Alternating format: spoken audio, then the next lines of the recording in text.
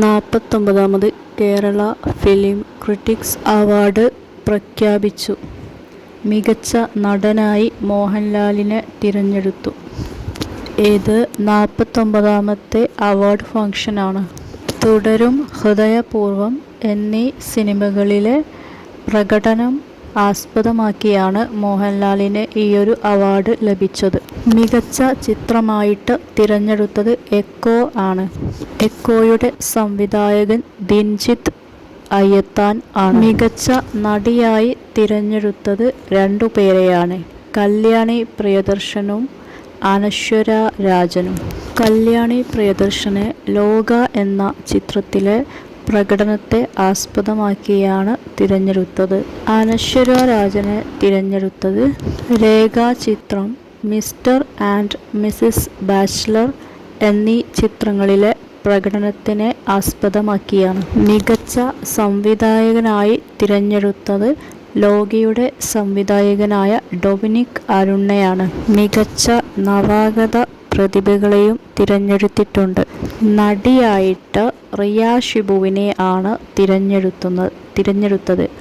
അവരുടെ പ്രകടനം സർവം മായയിലെ പ്രകടനത്തെ അടിസ്ഥാനമാക്കിയാണ് തിരഞ്ഞെടുത്തിട്ടുള്ളത്.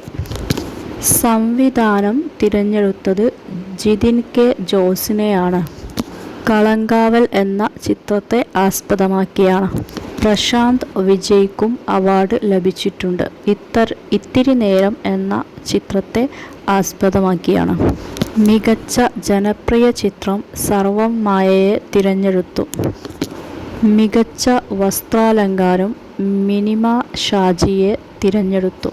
മൂന്നാം നൊമ്പരം എന്ന ചിത്രത്തെ ആസ്പദമാക്കിയാണ് തിരഞ്ഞെടുത്തത്. മികച്ച സ്ത്രീപക്ഷ ചിത്രമായി തിരഞ്ഞെടുത്തത് വിക്ടോറിയ എന്ന ചിത്രത്തെയാണ്.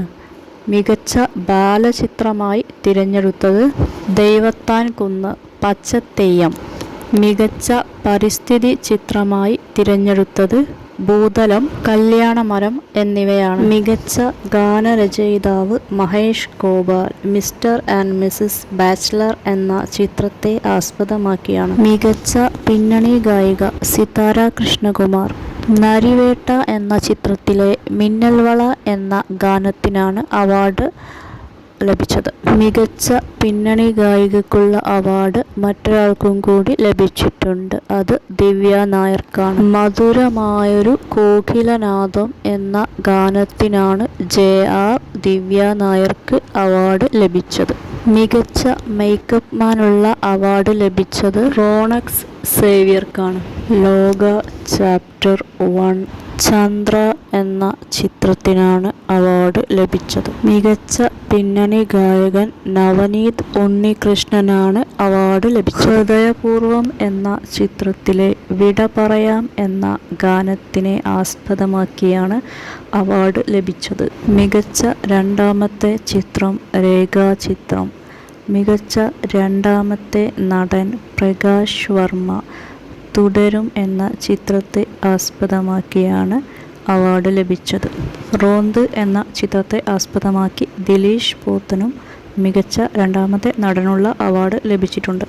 റേച്ചൽ എന്ന മൂവിയെ അടിസ്ഥാനമാക്കിയിട്ട് മികച്ച രണ്ടാമത്തെ നടിയായിട്ട് ഹണി റോസിനെയും തിരഞ്ഞെടുത്തിട്ടുണ്ട്. Shanti the reflection of truth എന്ന മൂവിയെ അടിസ്ഥാനമാക്കിയിട്ട് ശുഭ വാനാടിനെയും മികച്ച രണ്ടാമത്തെ നടിയായിട്ട് തിരഞ്ഞെടുത്തിട്ടുണ്ട്. മികച്ച ബാലതാരമായി തിരഞ്ഞെടുത്തത് ധാർമ്മിക് സുധാകരനെയാണ്. പച്ചത്തെയ്യം എന്ന മൂവിയെ അടിസ്ഥാനമാക്കിയാണ്. ദേവനന്ദ ജിബിനെയും തിരഞ്ഞെടുത്തിട്ടുണ്ട്.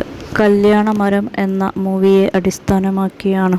ചലച്ചിത്ര രത്നം പുരസ്കാരം MG ശ്രീകുമാറിന് പ്രിയദർശന് ക്രിട്ടിക്സ് റൂബി ജൂബിലി അവാർഡ് നൽകും. 2025 റിലീസ് ചെയ്തിട്ടുള്ള മലയാള ചലച്ചിത്രങ്ങളെ അടിസ്ഥാനമാക്കിയിട്ടുള്ള അവാർഡാണ് ഇപ്പോൾ വിതരണം ചെയ്യാൻ പ്രഖ്യാപിച്ചിരിക്കുന്നത്.